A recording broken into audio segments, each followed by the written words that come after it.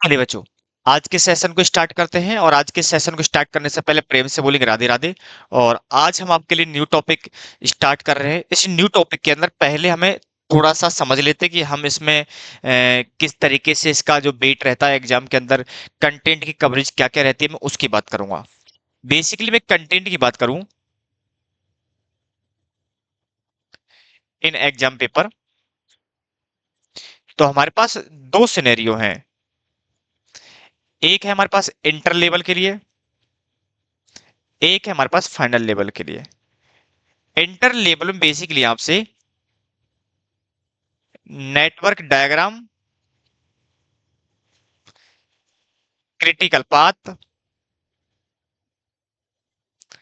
और इसके अलावा आपसे पूछता है क्रिटिकल टाइम।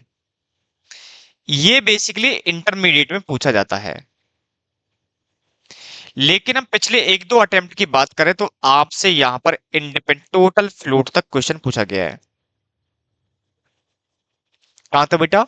टोटल फ्लोट तक क्वेश्चन पूछा गया है। तो यानी कि इंटर वाले बच्चों को फ्लोट को भी इस बार कवर करना है, क्योंकि एग्जामिनर कभी भी इस बात को पूछ लेता है। आजकल, पहले ऐसा होता था कि हमने फ्लोट का क्वेश्चन बेसिकली इंटर लेवल तक नहीं देखा था, लेकिन कुछ अटेम्प्ट से यहाँ पर जो एग्जामिनर है वो आपसे फ्लोट तक भी चीजें पूछता है। तो हमें इस बार फ्लोट तक कवर करना है। मैं फाइनल की बात करूं तो बेसिकली ये यहाँ पर जिसका सबसे फेवरेट टॉपिक है वो है पर्ट। और कहेंगे यदि सीपीएम की बात करेंगे, सॉरी हम हाँ सीपीएम की बात करेंगे, तो सीपीएम के अंदर वो क्रैशिंग में भी लेकर के जाता है। तो हमें कहने का मतलब ये है, जब हम फाइनल की बात करेंगे तो टोटल फ्लोट के साथ साथ हम क्रैशिंग भी कवर करेंगे, और क्रैशिंग के साथ साथ हम यहाँ पर पर्ट भी कवर करेंगे, क्योंकि यहाँ पर पूरा यानी फाइनल तक आपको कुछ भी नहीं छोड़ना है। जब हम फाइनल की बात करेंगे तो फाइनल लेवल पर हमारे कोर्स कंटेंट का छोटा सा भी पार्ट नहीं छोड़ना है। लेकिन जब इंटरमीडिएट की बात करते हैं तो पर्ट का क्वेश्चन बिल्कुल भी देखने को नहीं मिला। बहुत रियर टू रियर सर्कमस्टांसेस में आता है। अदरवाइज आपके पास ये तीन चीजें पूछता ही पूछता है। बेसिकली इंपॉर्टेंट आपके टॉपिक्स में जाता है। कुछ टाइम से उसने टोटल फ्लोट तक की बात की है, तो यानी कि इस बार इंटरमीडिएट का जो कंटेंट है वो कुछ इस तरीके से चलने वाला है।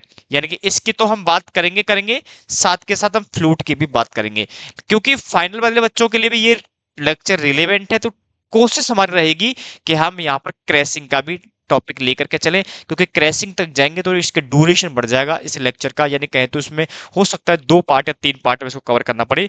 कोशिश हमारी रहेगी मिनिमम से मिनिमम टाइम के अंदर आपके लिए मैक्सिमम से मैक्सिमम कंटेंट को कवर कराया जाए। ठीक है, चलिए अब हम स्टार्ट करते हैं इसको। तो ये तो समझ में आ गया होगा कि किस लेवल पर ये कितना इंपॉर्टेंट है। तो यानी कि आप इंटरमीडिएट के साथ साथ फाइनल के लिए भी रिलेवेंट कंटेंट है। तो यानी कि इंटर और फाइनल दोनों के दोनों बच्चे इन सारे टॉपिक्स को देखेंगे।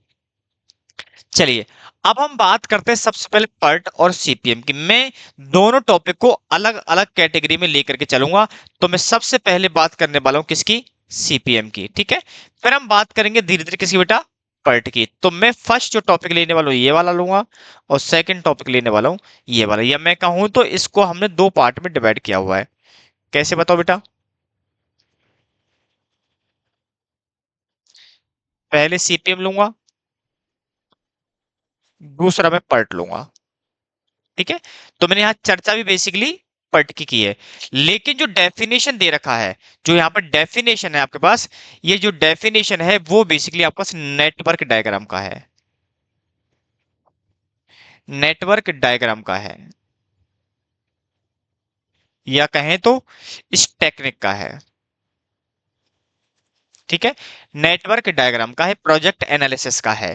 तो इसका मतलब होता क्या है? हमें दो टर्म्स हैं, एक है पर्ट एक है सीपीएम। दोनों को मिलाकर के हम कर क्या रहे हैं, पहले हमें इस बात को समझना होगा, मैं निकालना क्या है। तो क्या होता है कि जब हम बहुत सारे प्रोजेक्ट होते हैं, उन प्रोजेक्ट के अंदर बहुत सारी एक्टिविटियां होती हैं, और एक्टिविटी को हम एसोसिएट करते हैं, और एसोसिएट करने के बाद वो वर्क हमारा कंप्लीट होता है। जैसे हम बात करते हैं किसकी? मकान की कंस्ट्रक्शन की। मान लो आप मकान बना रहे हो। जब आप मकान बनाओगे तो आपके पास बहुत सारी एक्टिविटियां हैं जो आपको एक के बाद एक कंप्लीट करनी पड़ती है।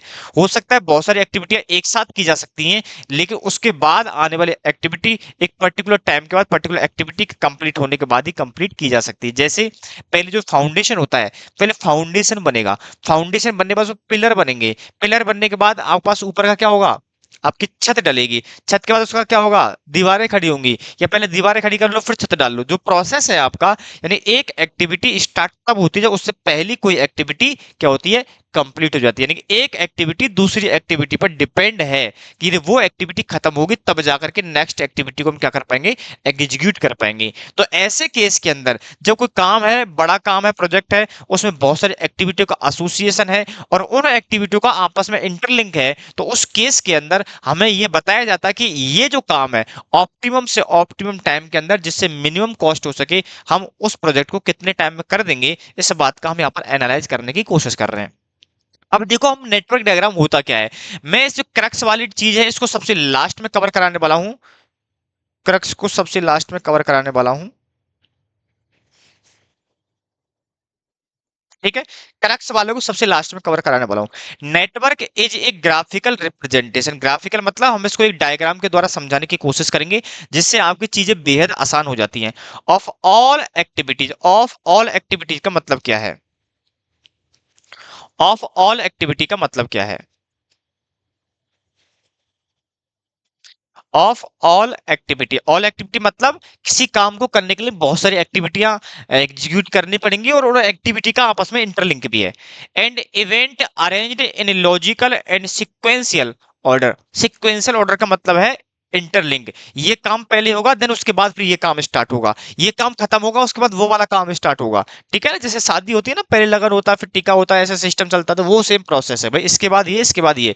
तो यानी कि डिफरेंट डिफरेंट एक्टिविटीज हैं, उन डिफरेंट डिफरेंट एक्टिविटीज का सीक्वेंस होगा, तो किस सीक्वेंस में हमें काम करना है, इसी बात को ग्राफिकल रिप्रेजेंटेशन दिया जाता है, प्रेजेंटेशन दिया जाता है, उसी को बोलते हैं नेटवर्क। नेटवर्क मतलब एक लिंक है, पहले ये फिर ये, हमने सीक्वेंस कर दिया, एक डायग्राम बना दिया सीक्वेंस, पहले ये होगा उसके बाद ये होगा इसके बाद ये होगा, इसी को बोलते हैं नेटवर्क डायग्राम।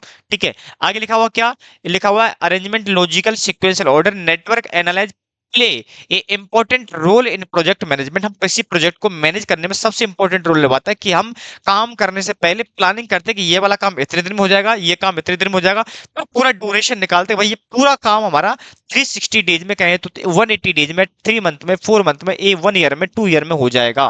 फिर उसको कोशिश करते हैं क्या इसको और जल्दी भी किया जा सकता है क्या, हम उस पर मैनेज करने की कोशिश करते हैं, उसको हम क्या करते हैं, थोड़ा सा एनालाइज करने की कोशिश करते हैं। लिखा गया है कि मैनेजमेंट में बड़ा ही इंपॉर्टेंट इसका रोल है, खासकर किसी प्रोजेक्ट में। Project is a combination of inter related activity, पहली बात बोला था मैंने कि ये बहुत सारे एक्टिविटी का एसोसिएशन है और ये एक्टिविटी आपस में इंटरलिंक है, यानी कि आपस में क्या है, डिपेंडेंट है कि भाई इसके बाद ये इसके बाद ये, तो यही बोला गया इंटर रिलेटेड एक्टिविटीज हैं which must be executed in a certain order, क्योंकि एक के बाद एक, जैसे बोला एक एक्टिविटी ए है, ए खत्म होगी तब बी स्टार्ट होगी, बी जब खत्म होगी सी स्टार्ट होगी, ये सिक्वेंशियल ऑर्डर है क्योंकि आपस में इंटरलिंक है। ठीक है, फॉर इट्स कंप्लीशन, किसी प्रोजेक्ट को कंप्लीट करने के लिए activity is the actual performance of the job consume resource, time, human resource, money and material. Definitely जब आप किसी एक्टिविटी को कंप्लीट करोगे, एग्जीक्यूट करोगे, तो उसमें रिसोर्स भी यूज होंगे, टाइम भी होगा उसके अंदर, आप उसके अंदर एम्प्लॉय भी यूज होने वाले, पैसा भी यूज होगा और मटेरियल भी यूज होने वाला है। तो मैं कहूँ तो इसके अंदर जितने भी रिसोर्सेज है, चाहे फाइनेंशियल रिसोर्सेज है, चाहे ह्यूमन रिसोर्सेज है, ठीक है, तो ये सारे के सारे फिजिकल रिसोर्सेज है, सारे के सारे रिसोर्स आपके यूज होने वाले हैं।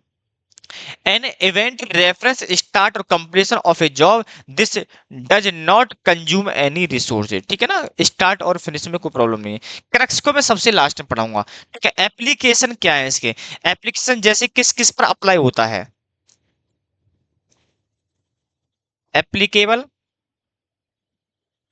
On following projects. ऐसा ऐसा मत समझना ये एक्सक्लूसिव इसकी लिस्ट है ना, ये इंक्लूसिव है, इसके अलावा भी हो सकते हैं। ठीक है ना, कंस्ट्रक्शन ऑफ रेजिडेंशियल कॉम्प्लेक्स, ये इसका एग्जांपल है।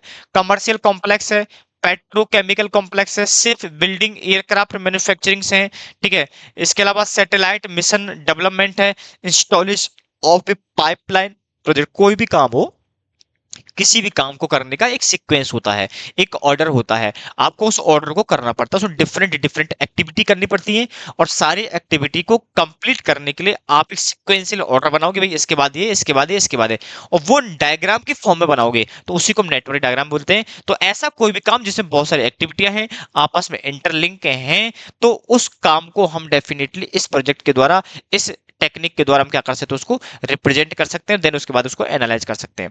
Procedure of the drawing in network, network को बनाने का क्या प्रोसेस है वो वहां पर बताया गया है। Specify individual activity from the work breakdown structure, a listing can be made of all activity in the project, this listing can be used as the basis of adding sequence और duration information later steps, वो आपको नीचे steps में दे रखे हम बताएंगे।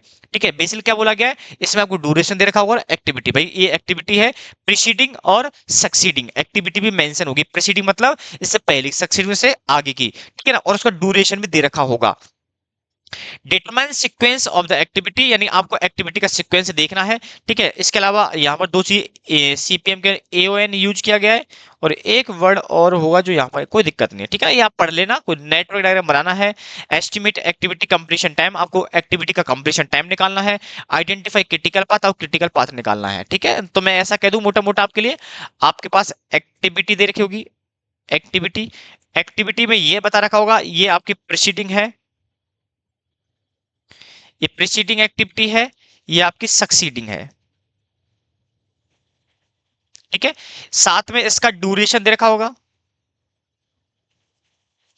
Duration के बाद आपको क्या बनाना बताओ, एक आपको नेटवर्क बनाना है, एक नेटवर्क डायग्राम बनाना है, एक क्या बनाना आपको, एक डायग्राम बनाना है, और वो डायग्राम इन सीक्वेंस होगा, और इस डायग्राम बनाने के बाद आपको बताना होगा किस किस पाथ से आप जाओगे, तो आपको बताना होगा क्रिटिकल टाइम, क्रिटिकल का टाइम का मतलब है आपकी तरफ से मैक्सिमम टाइम और उनके हिसाब से मिनिमम टाइम, आपको बताना होगा कि मैक्सिमम टाइम इसके अंदर कितना लगने वाला है। तो यहाँ दो वर्ड पूछेंगे, क्या, क्रिटिकल टाइम और क्रिटिकल पाथ, ये बेसिकली इंटरमीडिएट का पार्ट है, क्रिटिकल पाथ, ये आपको इसके अंदर पूरे चीज के अंदर सीखना है। इस पूरी जो आपके साथ जो मैंने आपके ये जो बना स्लाइड्स बना रखी है, इस स्लाइड्स को आपको बड़े प्यार से पढ़ना है, आपको इससे क्या होगा, टर्मोलॉजी की थोड़ी सी अवेयरनेस हो जाएगी, अदरवाइज आपको यहाँ पर ज्यादा कुछ करने की जरूरत नहीं, क्योंकि थ्योरेटिकल क्वेश्चंस नहीं आते, बट फिर भी एमसीक्यूज आते 30 मार्क्स के, तो उस पर भी आपको थोड़ा ध्यान रखना होगा। ठीक है, अब रूल्स क्या बोलते हैं, रूल्स भी आपको पढ़ने हैं, कोई प्रॉब्लम नहीं है। क्या लिखा हुआ, in network diagram arrow represent the activity, circle represent the event, इसका मतलब क्या है, ये मैं यहाँ पर थोड़ा सा पॉइंट नंबर, कोई दिक्कत नहीं, ये बोल रहा देखो, इस पहले पॉइंट का मतलब क्या है, ये कह रहा है कि नेटवर्क डायग्राम जो होगा एरो रिप्रेजेंट करेगा एक्टिविटी, एरो मतलब ये वाला, ये जो एरो है ये एक्टिविटी है, जैसे ए, जैसे मैंने बोला मकान बना रहा हूं, तो फाउंडेशन का बनना, foundation, preparing of foundation of building, तो इसको बोलते हैं एरो, जो है एक्टिविटी को रिप्रेजेंट करते हैं एरो से। ठीक है, और बोल रहा है इवेंट जो होगा उसको रिप्रेजेंट करेंगे हम सर्कल से, तो मैं ऐसा कह दूं इस तरीके से। ठीक है, मैं ऐसा कह सकता हूं, तो मैं ये कह रहा हूं ए एक्टिविटी है जिसका एक हिस्सा ये है, दूसरा हिस्सा ये है, इसको बोलते हैं इवेंट, इनको क्या बोलते हैं बेटा, सर्कल को इवेंट, इसको हम क्या बोलते हैं, इवेंट, और इसको क्या बोलते हैं बेटा, जो एरो है इसको क्या बोलते हैं हम, एक्टिविटी, क्या बोलते हैं मेरे बच्चे बताओ ना, एक्टिविटी, क्या बोलते हैं इसको हम, एक्टिविटी, इसको हम क्या बोलते हैं, एक्टिविटी। ठीक है, अब क्या होगा देखो, इसको हम एक चीज और बोलते हैं, इसको हम टेल इवेंट भी बोलते हैं, टेल इवेंट, क्योंकि इवेंट है, और इसको हम हेड इवेंट भी बोलते हैं, हेड इवेंट, मैं क्या इसको ऐसे इधर ले लूं, पहला क्या बोलता बेटा, एक्टिविटी एरो के थ्रू होगी, इसको बोलते हैं एक्टिविटी, दोनों तरफ सर्कल होंगे, इन सर्कल को हम इवेंट बोलते हैं, 1 है 2 है, जो भी नाम दे रखा है वो देखना, इसको, ये इवेंट है तो ये आपका टेल इवेंट है, टेल इवेंट, इसको नोट कर लेना क्योंकि काम आएगा आगे, इसको हम हेड इवेंट भी बोलते हैं। ठीक है, एक टेल इवेंट है और एक हमारे पास क्या है बेटा, हेड इवेंट है। ठीक है। तो यानी मैं कहूं तो एक एक्टिविटी का एक आपके पास स्टार्ट, इसको स्टार्ट पॉइंट भी बोलते हैं, स्टार्ट पॉइंट ऑफ एक्टिविटी, इसको बोलते हैं एंड पॉइंट या एंडिंग पॉइंट ऑफ एक्टिविटी। मेरी बात क्लियर है?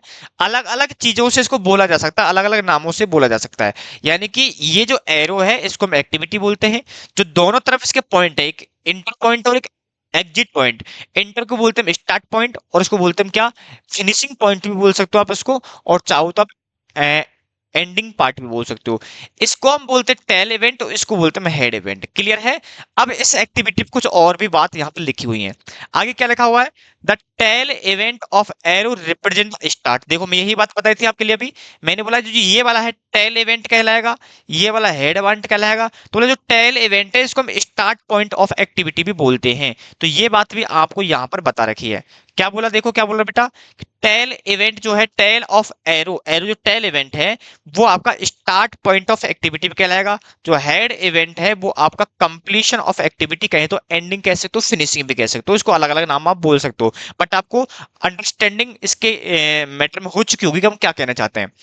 The event numbers one denote and start of the project in the called initial event. यानी कि हमने यहाँ पर इवेंट का नाम दिया था, वन है, इसका टू है, इसके अलावा आगे थ्री है। यानी कि पहला आपका वन से स्टार्ट होगा जिसको हम स्टार्ट पॉइंट भी बोलते हैं, इसको हम इनिशियल इवेंट भी बोलते हैं। Event carrying in highest number in the network denotes the completion of the project is the called terminal event. Terminal event का मतलब ये है, जैसे मान लो मैं छोटा सा एग्जांपल लेके चलता हूं, अभी समझ लो, आपको कुछ नहीं पता ना।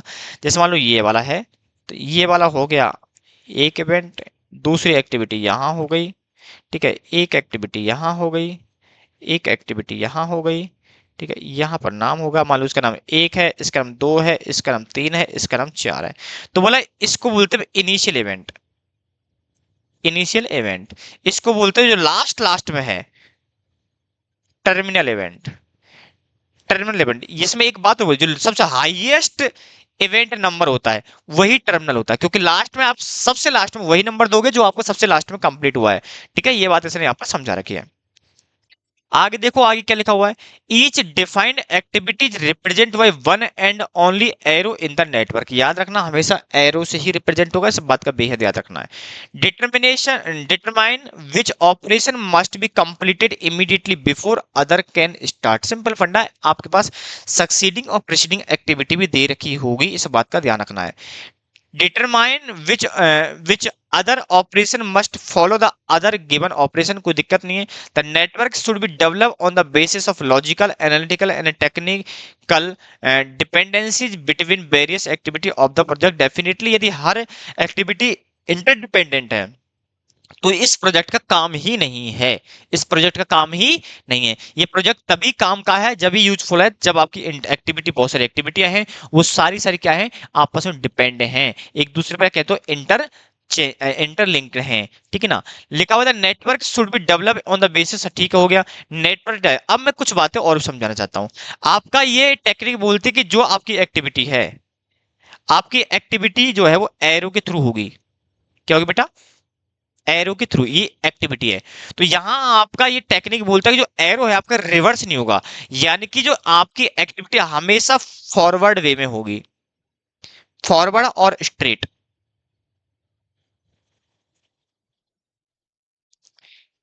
कहने का मतलब है नॉट इन बैकवर्ड। सर इसका मतलब क्या है? इसका मतलब मैं समझाता हूं। मैंने क्या बोला, या तो स्ट्रेट होगी या फॉरवर्ड होगी, या आपके पास बैक नहीं होगी। तो ये एक्टिविटी आपकी फॉरवर्ड ये रही, ये यहां से एक्टिविटी ऐसी भी चल सकती है, ये भी एक्टिविटी है। आपकी एक्टिविटी यहां से ऐसे भी हो सकती है, फॉरवर्ड रहनी चाहिए। ये एक्टिविटी स्ट्रेट भी हो सकती है, ये एक्टिविटी ऐसे भी स्ट्रेट हो सकती है, ये एक्टिविटी ऐसे भी स्ट्रेट हो सकती है।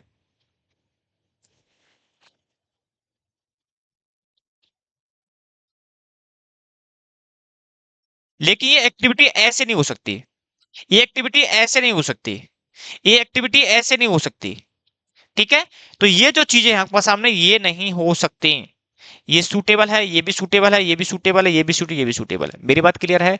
तो पहला रूल समझ में आ गया आपकी में, यानी कि एक्टिविटी आपकी एरो से द्वारा रिप्रेजेंट होती है, वो आपकी फॉरवर्ड रह सकती है, आपकी स्ट्रेट हो सकती है, बैकवर्ड कभी भी नहीं होगी। क्लियर है? आपकी एक्टिविटी कभी ऐसे नहीं बनेगी, हमेशा स्ट्रेट लाइन से ही होगी, स्ट्रेट एरो से ही होगी। आप ऐसे नहीं कर सकते। जैसे मान लो आप ऐसे नहीं कर सकते। कैसे? आपका ये एक्टिविटी है, ये एक्टिविटी हो गया आपका, आप ऐसे नहीं कर सकते, आप ऐसे नहीं ला सकते, ये स्ट्रेट लाइन में ही होगा। जैसे ये स्ट्रेट है, ये स्ट्रेट है, ये स्ट्रेट है, ये स्ट्रेट है। तीसरा पॉइंट सुनो, तीसरा पॉइंट क्या बोलता है?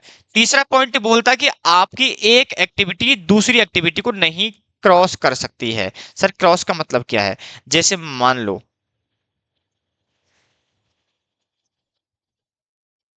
ठीक है, और ये एक्टिविटी ऐसे नहीं आएगी, ये एक्टिविटी ऐसे नहीं जाएगी, यानी कि एक एक्टिविटी दूसरी एक्टिविटी को क्रॉस नहीं करेगी। याद रखना, यदि इनमें से एक भी आपकी चीज हो रही ना, तो नेटवर्क डायग्राम आपका बिल्कुल गलत है। मेरी बात क्लियर है? स्ट्रेट होगी, फॉरवर्ड रहेगी, आपकी बैक नहीं होगी।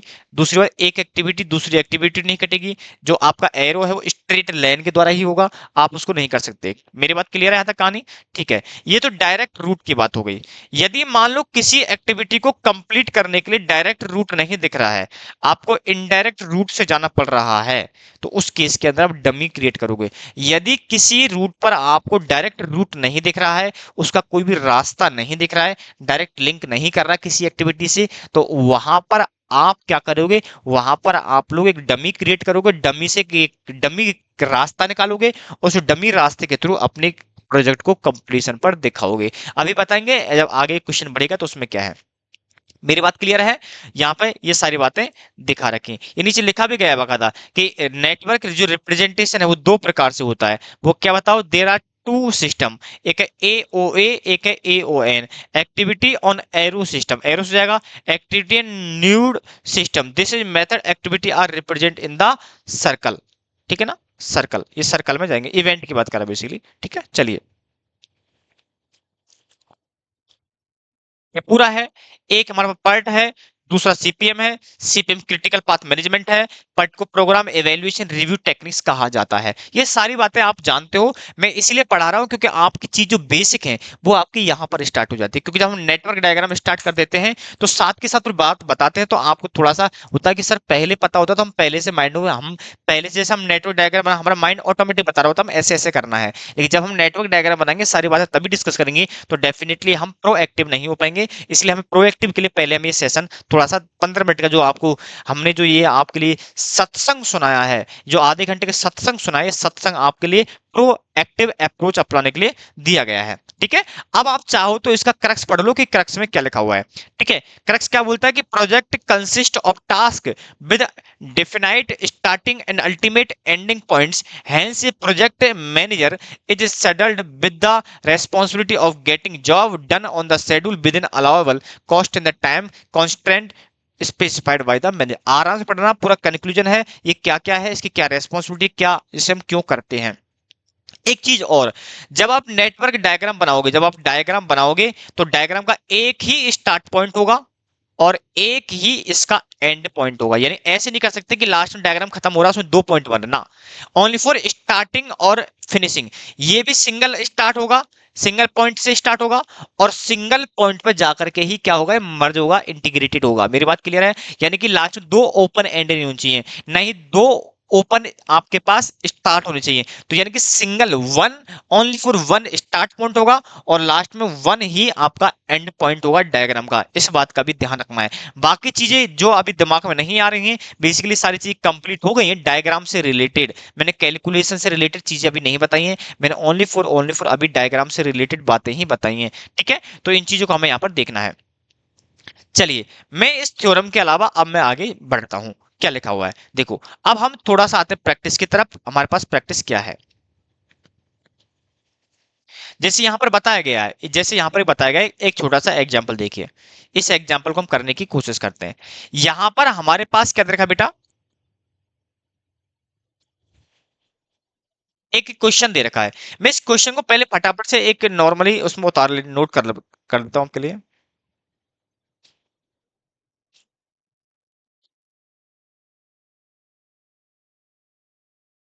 ठीक है, ये है आपकी activity, active A B C D, A B C D, और इंडिपेंडेंट है, और dependent activity dependent A and B, इसके सामने ए एंड बी। ठीक है ना, ये मैं कहूँ तो सक्सीडिंग है। नहीं, प्रीसीडिंग है ये। सर कैसे पता लग रहा है, बताता हूँ कैसे लग रहा है। प्रीसीडिंग है, और डिपेंडेंट एक्टिविटी सी। ये क्या बोल रहा है, एक कोई काम है, उस काम को करने के लिए हमें 4 पार्ट में उसको करना पड़ता है, 4 तरीके की एक्टिविटी करनी पड़ती है। हम किसी काम को, जैसे मान लो अपन को मावा बनाना है, तो मावा बनाने के पहले दूध लाना पड़ेगा, दूध लाने के बाद उसको थोड़ा उसको उसका मावा कन्वर्ट करना पड़ेगा, उसमें शुगर डालनी पड़ेगी, तब जाकर उसको फिर हम कहीं ठंडे में रखेंगे, वो सेट होके आएगा। तो ऐसे किसी काम को करने के लिए अलग अलग एक्टिविटी है, जो 4 एक्टिविटी है। तो बोल रहा है कि 4 एक्टिविटी है, ए है, बी है, सी है, डी है। तो बोल रहा है कि ए और जो बी एक्टिविटी है वो डिपेंड है सी के ऊपर। सी का मतलब जब सी खत्म होगा, ये सॉरी, जब सी स्टार्ट तब होगा जब ए और बी खत्म हो जाएंगे, यानी ए है ये बी है, जब दोनों एक्टिविटी खत्म हो जाएंगी तो फिर वहां से सी स्टार्ट होता है। और फिर बोल रहा है कि ये जो वाला है, ये जहां से सी जहां पर खत्म होगा वहां से आपका ये वाला स्टार्ट होगा। ठीक है, तो ये सी जो है प्रीसीडिंग एक्टिविटी, यानी कि इनसे पहले, पहले ये है, इनसे पहले, तो इससे पहले कुछ भी नहीं है, इससे पहले कुछ भी नहीं है। तो हम डायग्राम को किस तरीके से बनाएंगे वो देखिए।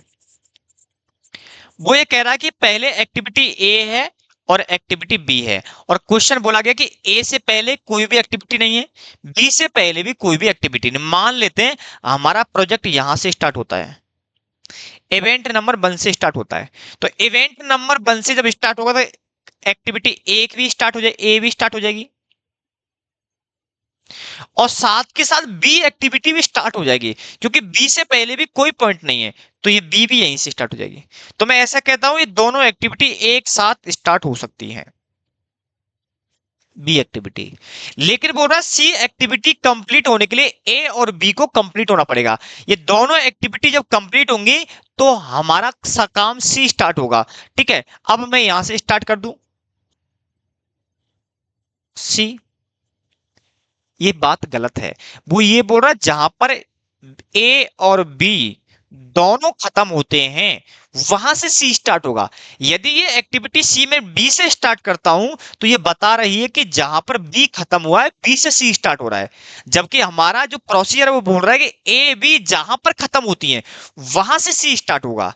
मैं इसको ऐसे भी नहीं कर सकता, मैं ऐसे भी नहीं कह सकता कि भैया ये लो और ये सी लो। ये बताने की कोशिश कर रहा है कि जहां पर ए एक्टिविटी खत्म होती है, ए एक्टिविटी खत्म होने के बाद सी स्टार्ट होती है, जबकि हमारा क्वेश्चन क्लियर बोल रहा है कि नहीं, जहां पर दोनों खत्म होती हैं वहां से सी स्टार्ट होती है।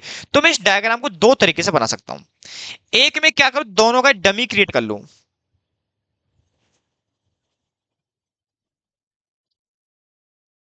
डमी क्रिएट होगा, और मैं यहां से स्टार्ट कर दूं सी,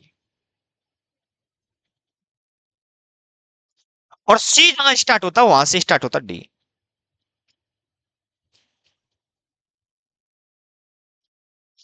एक ही स्टार्ट पॉइंट है, एक ही फिनिश पॉइंट है, एक ही आपके पास एक ही फ्लो में चल रहा है। चाहो तो आप इसको ऐसे भी कर सकते हो, एक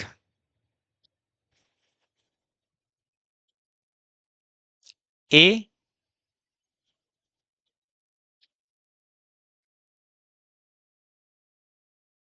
बी, और ए को डमी से ऐड कर दो बी पे,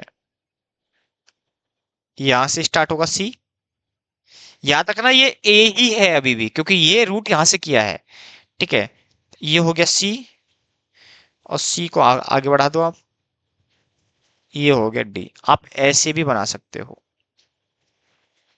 दोनों नेटवर्क में किसी प्रकार का प्रॉब्लम नहीं है। मेरी बात समझ में आ रही है? यानी कि कह रहा है कि ए एक्टिविटी आपका और बी एक्टिविटी से पहले कुछ भी नहीं, तो यहाँ जीरो से स्टार्ट दोनों एक्टिविटी एक साथ हो जाएंगी, ठीक है ना। अब हम दोनों एक्टिविटी जहां पर मिलती हैं, जहां ए और बी जहां खत्म होते हैं, दोनों जहां पर खत्म होती हैं वहां से फिर सी स्टार्ट होता है। मैं दोनों को यहां मर्ज कर दिया, या इसको मैं यहां डायरेक्ट मर्ज कर सकता हूँ, चाहो तो ऊपर भी कर सकता हूँ इसको, फिर यहाँ से सी निकाल दूंगा, सी को डी निकाल दे। मैंने यहाँ पर कर रखा है इसको, यहाँ इसको मैं ऐसे भी मर्ज, अब देखो क्या होता है। मैं यदि इस डायग्राम को ऐसे ले लेता, मैं इस डायग्राम को थोड़ा ऐसे ले लेता कि सर मर्जी तो करना आपको डमी के थ्रू ना, आप इसको ऐसे ही कर लो, dot dot dot dot dot dot dot, तो भी यहां से ले लो, फिर आप इसको क्यों लेके जाना है यहां से, आप सीधा यहां से लो, क्योंकि यहां पर भी तो बी, इसमें तो ए भी हो गया, सी और सी से स्टार्ट हो गया डी, डी। और सर ये स्टार्ट दो पॉइंट ना, ये दो पॉइंट नहीं है, ये तो मर्ज यहाँ हो गया ना, तो ये एंड यहाँ नहीं हो रहा है, ये एंड यहाँ जाके हो रहा है, यहाँ से ये निकल रहा है। क्या ये पॉसिबल है? सर पॉसिबल तो है, पॉसिबल तो है, लेकिन ये जो आपका एरो जा रहा है डॉट डॉट वाला, ये रिवर्ट में जा रहा है, बैकवर्ड में जा रहा है। आपको बैकवर्ड नहीं लेना है, आपको क्या लेना है, हमेशा फॉरवर्ड लेना है। इस बात को भी दिमाग में रख चलना है आपको। चलिए, तो बातें मेरे हिसाब से आपको बहुत सारी बातें क्लियर हो रखी होंगी, ठीक है ना। तो ये डायग्राम ऐसे नहीं जा सकता, ये डायग्राम हमेशा फॉरवर्ड जाएगा। क्या सर बी को मैं ए से नहीं मिला सकते हो? मिलाने में प्रॉब्लम नहीं है भैया। आप आपने नीचे से ऊपर मिलाया, ऊपर से नीचे मिलाओ, नीचे क्या फर्क पड़ता है। ये है ए, ठीक है, ये ए है, ये आपका बी है।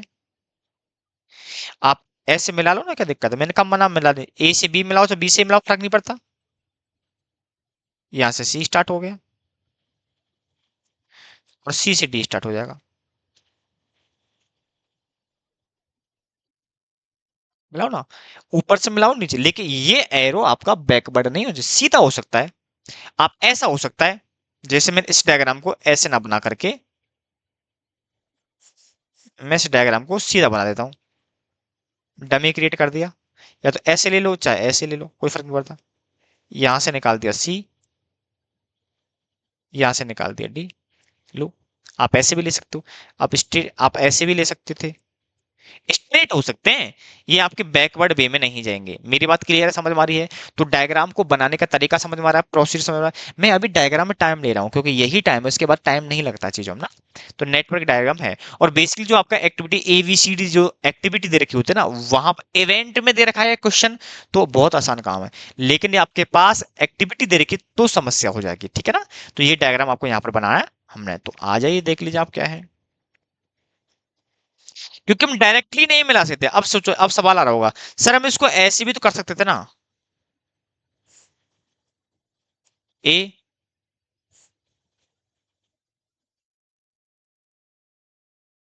ए बी, क्या सर इसको हम डायरेक्ट ऐसे नहीं मिला सकते? ना ना ना ना ना, ए बी को मिलाना था ना, ऐसे नहीं मिला सकते ना। तो डायरेक्ट ये मिल नहीं सकती, तो इसलिए हम एक डमी रूट क्रिएट किया था हमने ऐसे, और यहां से स्टार्ट किया था हमने सी, और यहां से स्टार्ट किया था हमने डी। मेरी बात समझ में आ रही है?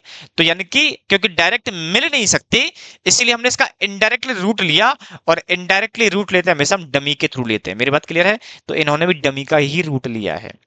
आप चाहो तो दोनों को आप यहां मर्ज कर सकते थे आराम से, दोनों डमी होती, फिर यहां से आप सी ले लेते, सी, और यहां से आप डी ले लेते, ये भी आपका चलेगा। ये भी आपका परफेक्ट डायग्राम है, इसमें भी किसी प्रकार का कंफ्यूजन नहीं होना चाहिए, ठीक है ना।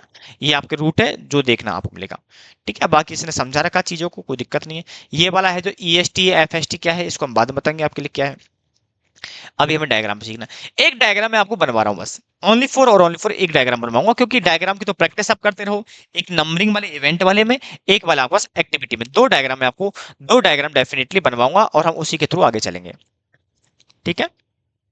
चलिए, बड़ा ही मजेदार क्वेश्चन है, इंपॉर्टेंट क्वेश्चन होता है आपका एक्टिविटी वाला। ये एक्टिविटी देखिए, एक्टिविटी गिवन है, XYZ auto manufacturing company has to prepare a design of its latest model of motorcycle and various activity to perform the prepare the design of the follow। जब आप motorcycle का आप project बना कर रहे हो, तो उस प्रोजेक्ट के अंदर बहुत सारी एक्टिविटियां आती हैं, और उन सारी की सारी एक्टिविटी जो हैं वो आपको दे रखी हैं। बोले A B C D, ये तो डिनोट करता है प्रिपेयरिंग ड्राइंग, पहले ड्राइंग बनाओगे, फिर कैरी आउट कॉस्ट एनालिसिस करोगे, फिर कैरी आउट फाइनेंशियल एनालिसिस करोगे, फिर मैन्युफैक्चरिंग टूल देखोगे, फिर बिल मटेरियल करोगे, रिसीव मटेरियल करोगे, ऑर्डर सब एसेसरीज बनाओगे, यानी कि जो असेंबल करने के लिए जो सब्स्टिट्यूट जो स्टॉक इन ट्रेड जो मंगाते हो वो वाली बात करोगे, मैन्युफैक्चरिंग कंपोनेंट देखो क्या क्या बनाना है, फाइनल असेंबली का प्रोसेस क्या रहेगा वो बताओगे, और टेस्टिंग करोगे शिपमेंट में, टेस्टिंग करोगे फिर आप शिपमेंट कर दोगे। इतनी सारी एक्टिविटियां हैं। इन सारी एक्टिविटी को वो ऐसे ना लिख करके डायरेक्टिव शॉर्ट में लिख के दे देता आपको। ठीक है, ये एक्टिविटी। और इन एक्टिविटी के लिए आपको का प्रीसीडिंग एक्टिविटी, प्रीसीडिंग एक्टिविटी का मतलब है इन एक्टिविटी से पहले, यानी इस एक्टिविटी के पहले, बिफोर। ठीक है, इनसे पहले। तो इसी चीज को हमें यहाँ पे एक डायग्राम में नोट करना है। पहले मैं क्वेश्चन को नोट करूंगा क्योंकि मुझे क्वेश्चन की समरी चाहिए उधर। आ जाओ फटाफट से, और हम पहले क्वेश्चन की समरी नोट करेंगे।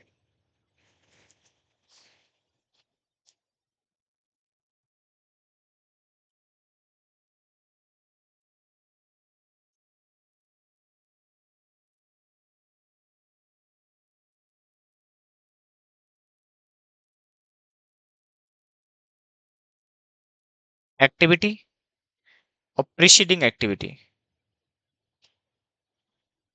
ठीक है, तो ये ए से लेके कहां तक है, के तक, A B C D E F G H I J K, ये इतनी एक्टिविटी है।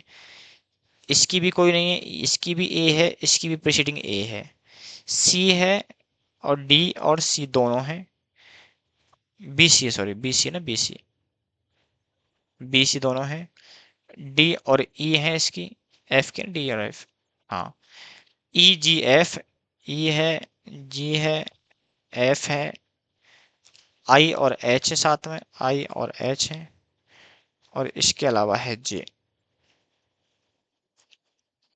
ध्यान से देखना ना, ध्यान से देखना। ठीक, कितनी एक्टिविटी, एक दो तीन चार पाँच छः सात आठ नौ 10 11, 11 एक्टिविटी है, कोई दिक्कत नहीं है। अब देखो क्या कह रहा है कि ए जहां से स्टार्ट होता है उससे पहले कुछ भी नहीं है। ठीक है, यानी कि ए को स्टार्ट करने के लिए कुछ भी नहीं, पहली एक्टिविटी ही ए से होगी। तो मैं ऐसा कर दूं यहां से,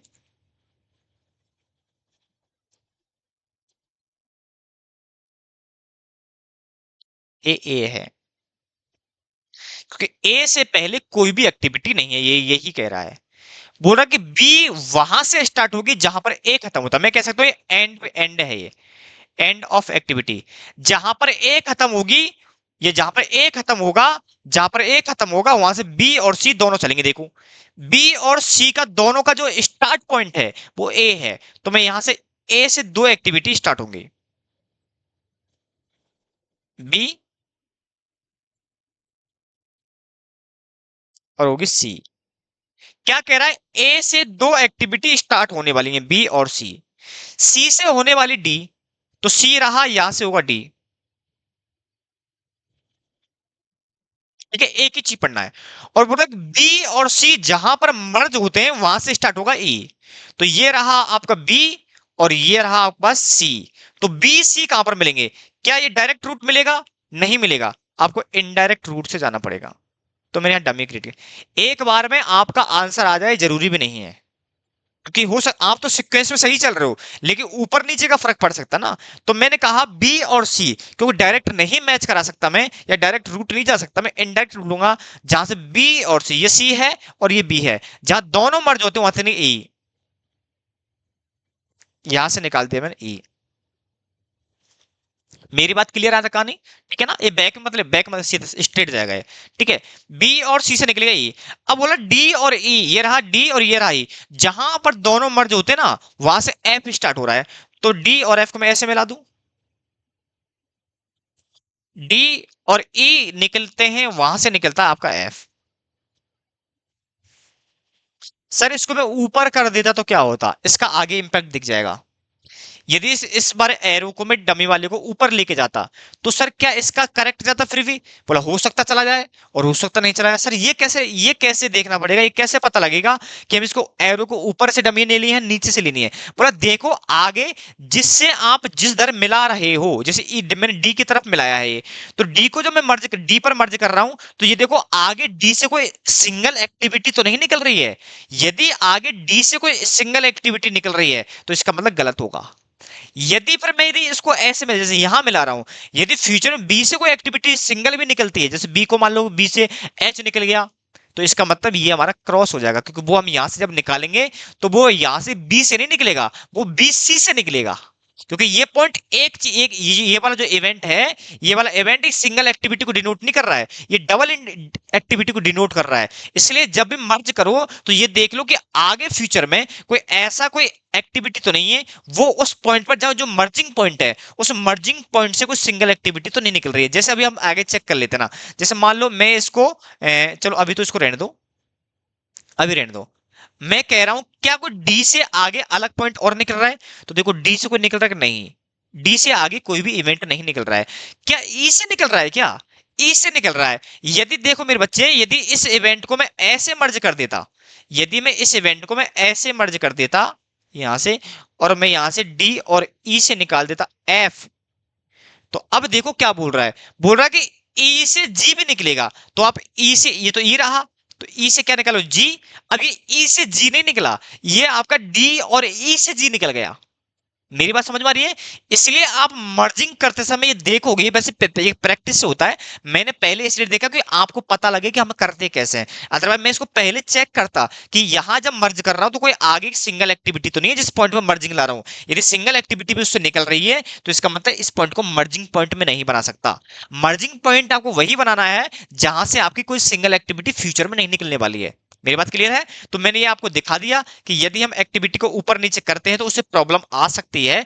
इसलिए मर्जिंग पॉइंट अब वहां से लेना है जहां से आपका कोई सिंगल पॉइंट ना निकल रहा हो।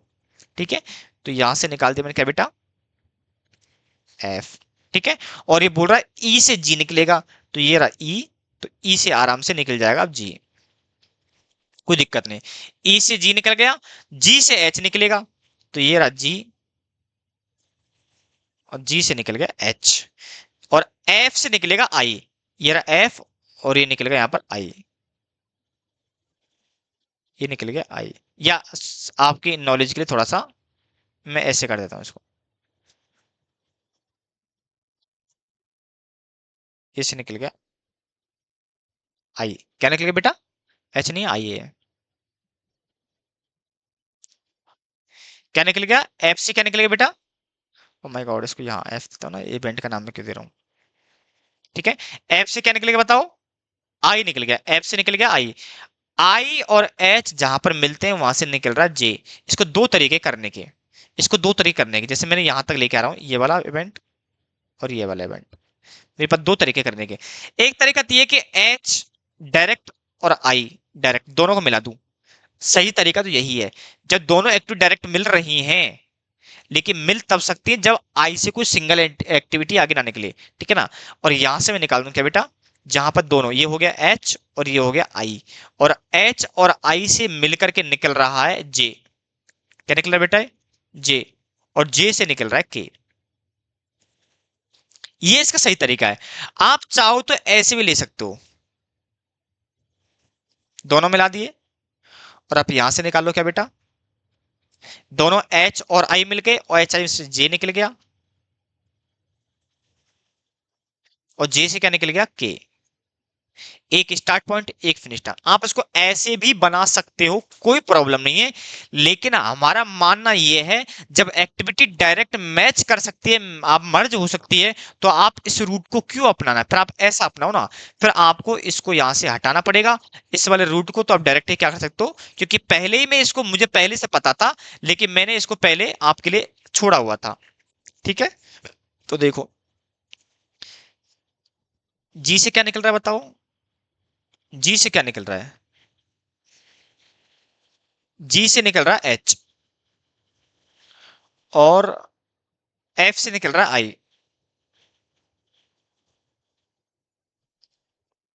दोनों मर्जिंग पॉइंट हो गए तो एच आई का हो गया, और एच आई से निकल रहा है आपके सामने जे, और जे से निकल रहा है के। That is correct, that is correct process. मेरी बात समझ में आ रही है? तो दो ही डमी क्रिएट हुई हैं। यदि वो डमी के थ्रू रूट में लाता, मैं यहां से जैसे ये खड़ा कर देता ऐसा, ठीक है, एच ई हो गया, आई हो गया, फिर मैं यहां से डमी लेके जा रहा हूं यहाँ, तो आपके साथ दो डमी क्रिएट और हो जाती हैं। ठीक है, तो डमी ज्यादा क्यों क्रिएट करनी है? डमी आपको मिनिमम से मिनिमम देखनी है। यही आपका फंडामेंटल बोलता है, यही आपका रूल बोलता है इस मैटर में कि आपको इन चीजों को कैसे करके चलना है। मेरी बात क्लियर है? आपको बात समझ में आ रही है? यानी कि आप जब भी मर्जिंग पॉइंट बनाओगे तो ये बात दिमाग में रख करके चलोगे, फ्यूचर में उस मर्जिंग पॉइंट से कुछ सिंगल एक्टिविटी तो नहीं निकल रही है। यदि उस मर्जिंग पॉइंट से सिंगल एक्टिविटी निकल रही है तो आप वो गलत कर रहे हो, फ्यूचर में प्रॉब्लम हो सकती है। इसलिए मर्जिंग पॉइंट आपको बनाने के लिए आपको यही देखना है कि उसे सिंगल आगे आगे कोई सिंगल एक्टिविटी ना निकले। सिंगल एक्टिविटी निकल रही है तो उस पर मर्जिंग पॉइंट नहीं हो सकता है। यदि मान लो दोनों ही पॉइंट्स में यहां से भी सिंगल निकल रहा होता, फिर जैसे यहां से सिंगल निकला है, यहां से भी सिंगल निकल रहा होता, तो क्या करते? तो फिर मैं आकर के एक नया रूट बनाता।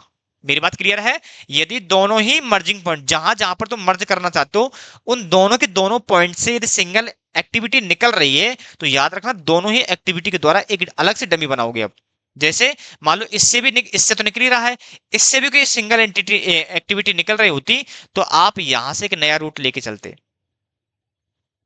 फिर आप यहां से आगे बढ़ाते। मेरी बात समझ में आ रही है? कोई ऐसा क्वेश्चन आएगा तो इसको समझेंगे आपके लिए। तो ये ऐसे बड़े क्वेश्चंस आपके पास देखने को मिल सकते हैं, और जब इस तरीके के मिलेंगे तो आप, लेकिन कुछ टाइम से एक चीज हमने और देखी है, साथ में आपको इवेंट देता है, 1 से 2, 2 से 3, 3 से 4 इवेंट भी दे रहा है। यानी कि आपको एक्टिविटी के साथ साथ वो इवेंट भी बता रहा है क्या है। अब मैं इवेंट डालूंगा, अब यहाँ इवेंट नंबर डालूंगा, 1 है, 2 है, 3 है, 4 है, 5 है, 6 है, 7 है, 8 है, 9 है, 10 है, और 11 है। यही बोला गया ना, लोएस्ट वाला है इनिशियल फेज होगा, ये आपका लास्ट हाईएस्ट नंबर है कितना है, 11 नंबर का, ये आपका टर्मिनल इवेंट होगा। टर्मिनल इवेंट होगा, ठीक है ना, मैं ये ऊपर पढ़ा भी था थ्योरी में। मेरी बात समझ में आ रही है? ये डायग्राम है, आप इधर देख लो, ये रहा आपका डायग्राम। देखो इन्होंने भी डमी क्रिएट नहीं की है। डमी क्रिएट इसलिए नहीं की है क्योंकि उनको पता है जब दोनों एक्टिविटी डायरेक्ट मर्ज किया जा सकता है, तो यहाँ पर हमें बनाने की क्यों जरूरत है। ठीक है, डमी तभी बनती है जब डायरेक्ट वो एक्टिविटियां आपस में मर्ज नहीं हो पा रही हैं, उस केस में ही हम क्या बनाते हैं, डमी बनाते हैं। क्या ये बात मेरी समझ में आ गई होगी? यदि ये बात आपकी समझ में आ गई है तो ये क्वेश्चन ड्यूरेशन दे रखा है, नहीं दे रखा है, ठीक है। अब मैं क्वेश्चन ऐसा लूंगा जहां पर ड्यूरेशन दे रखा है, ये आपका बेसिकली क्वेश्चन पर्ट का है, ये पर्ट का है, ठीक है। पर्ट में कवर कराऊंगा नेक्स्ट सेशन के अंदर, या जो भी सेशन लेने वाले हैं उसके बाद उसी सेशन में इसको कवर करने वाले हैं। ये क्रैशिंग का है, एक एक क्वेश्चन दिया क्रैशिंग का। चलो, ये क्वेश्चन और है, इसमें दोनों कवर हो जाएंगे आपके। इसमें जो मैं निकालना चाहता हूँ वो भी निकल करके आ जाएगा, और आपके लिए एक इवेंट वाला भी क्वेश्चन आपको मिल जाएगा, क्योंकि इससे पहले हम जो क्वेश्चन किया था वो एक्टिविटी बेस्ड था। क्या था बेटा? ये एक्टिविटी बेस्ड डायग्राम।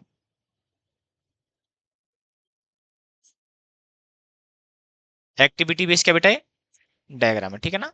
अब आ जाओ क्या,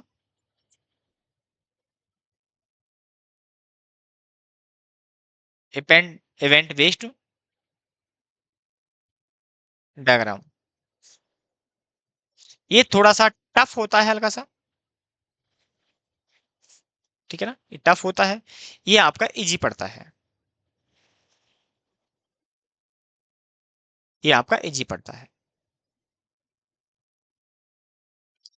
डायग्राम ही यहाँ पर है, अदरवाइज तो सारा प्रोसेस दोनों में सेम है।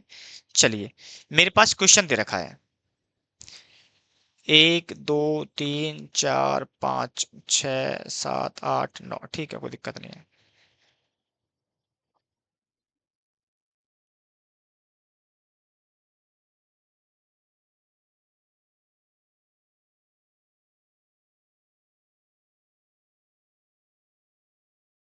ये है इवेंट, ये ड्यूरेशन। ड्यूरेशन मतलब बताऊंगा, अभी समझाऊंगा ना थोड़ा सा भी। ड्यूरेशन मतलब क्या वो बताऊंगा। 1 से 2, 2 से 3, 2 से 4, 3 से 4, 3 से 5, 4 से 5, 5 से 6, 6 से 7, 5 से 7। ये वैसे गलत आ गया है, पहले आपको यहाँ पर 5 से 7 लेना है, ठीक है ना, बाकी आपको दिक्कत नहीं है। और 6 से 7। ड्यूरेशन 2.5, 2.5, 1.5, 1 और 1।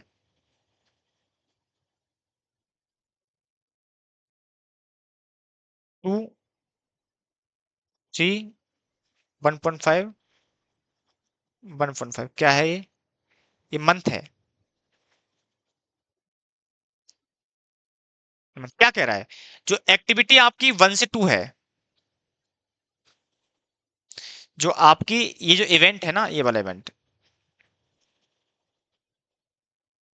ये इवेंट 1 है, ये इवेंट 2 है, जो 1 से 2 इवेंट है, इसको पूरा करने में 2.5 महीने लग जाता है। जैसे मान लो इस एक्टिविटी का नाम है ए, क्योंकि एक्टिविटी ये है, दोनों इवेंट हैं, तो यहाँ पर इवेंट वाइज दे रखा है, यहाँ पर एक्टिविटी वाइज नहीं दिया है। तो जो ये वाला जो है एरो है, ये आपकी एक्टिविटी है, आप नाम दे सकते हो, जैसे ए है, बी है, सी है, डी है, ई है, एफ है, जी, जो भी नाम दे सकते हो, कोई दिक्कत नहीं है। ये बोल रहा है कि जो इवेंट नंबर, जो ये वाली एक्टिविटी है, इस वाले इवेंट में जो एक्टिविटी है, उसको कंप्लीट करने में 2.5 महीने का टाइम लगता है। ड्यूरेशन का मतलब ये होता है, 2 से 3 जो इवेंट है उसको कंप्लीट करने में 2.5 महीने लग जाता है। 2 से 4 इवेंट जो है उसको 1.5 महीने लग जाता है। 3 से 4 जो इवेंट नाम की एक्टिविटी है उसको 1 महीना लग जाता है। 3 to 5 जो इवेंट है, जो एक्टिविटी है, वो उसको आपको एक एक महीना लग जाता है। ये यहाँ पर बताया है। यहां पर डायग्राम आपको इवेंट वाइज बनाना है। कैसे बेटा, इवेंट वाइज, तो सिंपल है। 1 इवेंट हमेशा 1 से स्टार्ट होगा। 2 1 से 2, 2 से 3 भी है। ओ माय गॉड, एक ही है, तो मैं सीधा ले लेता हूं ना इसको, थोड़ा सा मैं सीधा करता हूं। 1 से 2, और बोल रहा है 2 से 3 भी होता है, 2 से 4 भी होता है, तो 2 से 3 और 2 से निकलेगा 4, ये भी निकलता है। 2 से 3 हो गया, 2 से 4 हो गया, 3 से 4, 3 से 5, ये 3 से निकलेगा 4, तो यहां मर्ज हो जाएगा ये, क्योंकि 4 है, और 3 से निकलेगा 5, 3 से 5, ठीक है ना। 3 से 4, 3 से 5, 4 से 5, 4 से 5, 5 से 6, 5 से 6, 5 6, 5 से 7,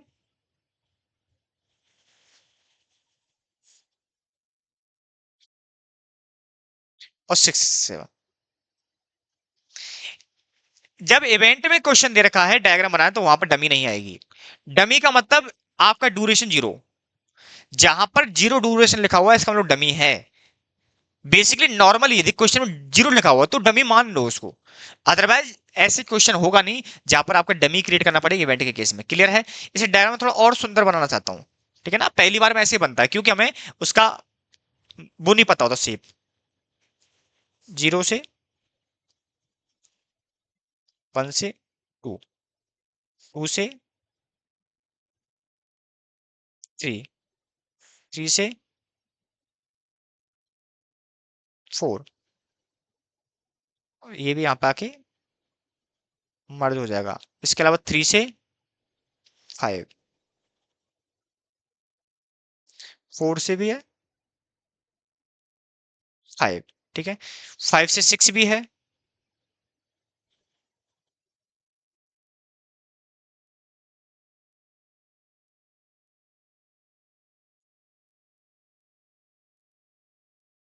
5 से 7 भी है, या इसको ऐसे ले लो ना,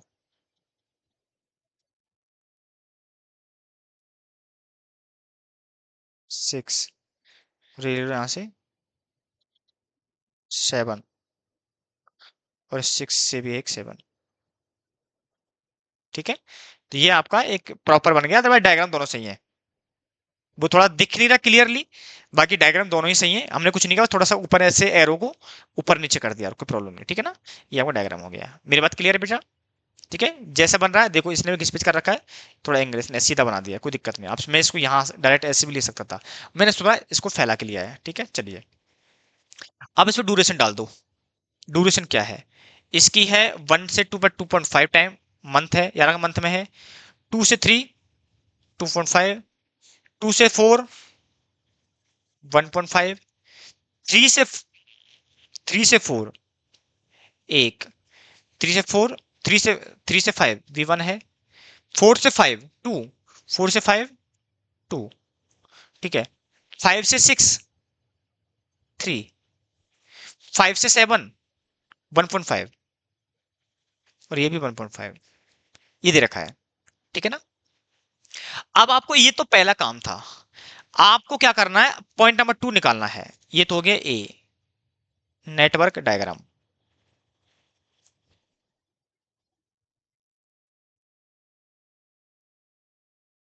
ऑफ प्रोजेक्ट, ठीक है ना। ये पहला काम हो गया। ये काम करने बाद आपको सेकंड टाइम क्या करना पड़ेगा, सेकंड काम क्या करना पड़ेगा, सेकंड काम करना पड़ेगा ई और एल की वैल्यू निकालना है। ई का मतलब क्या है, early start time, latest finished time, इसका मतलब है इवेंट का, of event, of event, of event. इनका मतलब क्या है आपको लॉजिकली समझ में आएगा भी, आपको भी समझ में आएगा। यानी कि बोला early start time, early start time of event. Event मेरे बच्चे देखो ना, मैं थोड़ा डायग्राम बड़ा कर दूं,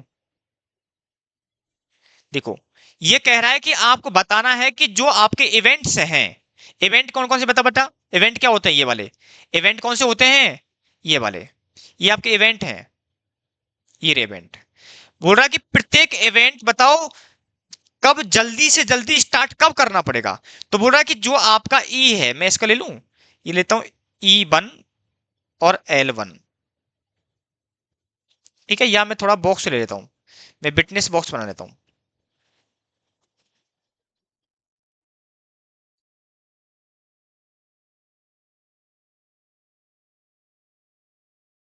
मैं प्रत्येक डब्बे प्रत्येक इवेंट के ऊपर मैंने एक बॉक्स बना दिया है। तो यहां पर जो वैल्यू, दो वैल्यू निकालूंगा,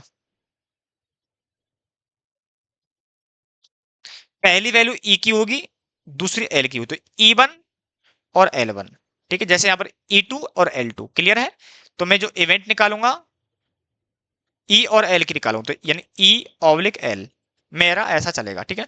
अब मुझे बताओ, इवेंट ए को स्टार्ट करने में कितना टाइम लेना चाहिए, बोलो, आज ही करोगे। तो इसको टाइम कितना हुआ, अर्ली स्टार्ट टाइम कितने टाइम, जीरो, इसके हमेशा जीरो होंगे, हमेशा ही जीरो होगा, क्या होगा, हमेशा ही जीरो। अब आपको अर्ली स्टार्ट टाइम निकालना है, तो आप क्या करोगे बताओ, forward added, backward subtracted, rule बताऊंगा। आपको ई की वैल्यू निकालनी है आगे के इवेंट की, तो अब देखो, मुझे बताओ, एक्टिविटी नंबर 2, इवेंट नंबर 2 मैं स्टार्ट कर सकता हूं जल्दी से जल्दी। बोला सर जब तक आपकी एक्टिविटी ये वाली खत्म होगी ना, तभी तो आप ये वाला स्टार्ट कर पाओगे। ये स्टार्ट का मतलब ये वाली एक्टिविटी और ये वाली स्थिति, यानी मान लो इसका नाम ए है, इसका नाम मैं थोड़ा कलर ले लूं, ये ए, ये बी और ये सी। मैं ऐसा कह रहा हूं कि मुझे बताओ सर, जो पॉइंट नंबर ए है, जो इवेंट नंबर 2 है, यानी कि एक्टिविटी बी और सी को मैं स्टार्ट कब कर सकता हूं। तो बोला गुरुजी पहले ये एक्टिविटी कंप्लीट होगी तभी तो स्टार्ट कर पाओगे। तो मुझे बताओ इस एक्टिविटी को, यानी कि इस एरो को कंप्लीट कितना महीना लगेगा, 2.5 महीने का। तो मुझे बताओ इवेंट नंबर 2 को, यानी कि एक्टिविटी नंबर बी को मैं स्टार्ट करूं, तो मुझे कितना कम से कम टाइम चाहिए, सर 2.5 दिन का टाइम चाहिए, ये खत्म होगा तब स्टार्ट होगा, तो मैं यहां कर दूंगा 2.5। मेरी बात क्लियर है। अभी मत निकालना ये वाला ना, ये छोटा हो गया थोड़ा सा, मैं बड़ा कर देता बॉक्स को ना। ठीक है मेरे बच्चे, क्या हो गया, ये हो गया कितना 2.5, ये ओनली फॉर ई की निकलेगी पहले। अब मुझे बताओ इवेंट नंबर ये, मान लो इसका नाम है सी हो गया, इसका डी हो गया, ई हो गया, एफ हो गया, जी हो गया। मुझे बताओ, मैं कहूं एक्टिविटी नंबर डी को स्टार्ट करने में कितना टाइम लगेगा? बोला सर देखो, पहले ये खत्म होगी, फिर ये खत्म होगी, फिर ये स्टार्ट होगी। इसको करने में 2.5 दिन, 2.5 महीने लगता है, इसको कंप्लीट करने में 2.5 महीने लगता है। तो यानी कि मैं टोटल 5 महीने के बाद अपनी डी एक्टिविटी स्टार्ट कर पाऊंगा, यानी इवेंट नंबर सी की बात कर पाऊंगा। तो मैं सिंपली बोल दूं आपको, यहाँ पर आप जब भी ई की वैल्यू निकालोगे, तो आप जितने भी आपके पास जितने भी कंप्लीट किए हैं उन सबको ऐड करोगे। यदि किसी एक्टिविटी को कंप्लीट करने के एक से ज्यादा ऑप्शन है, तो आप हाईएस्ट वैल्यू लोगे। क्या लोगे बेटा? Highest value. अभी आपको एग्जांपल समझाऊंगा। इसको यहां पर पहुंचने के लिए एक ही रूट है यहां से यहां तक, तो ढाई यहां पर ढाई 5 हो गए, तो यहां पर आओगे 5।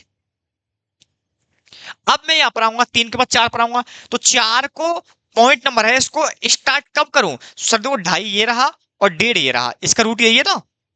ढाई और डेढ़ कितना हो गया बताओ बेटा? ढाई ये 4।